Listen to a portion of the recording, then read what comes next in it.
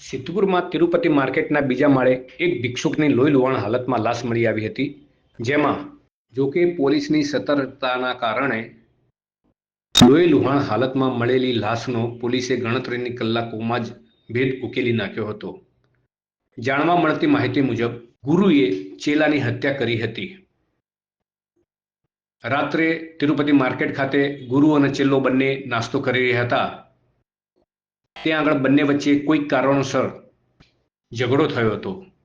ગુરુએ ચેલાને માથાના ભાગે લાકડીના ધોકા વડે માર માર્યો હતો.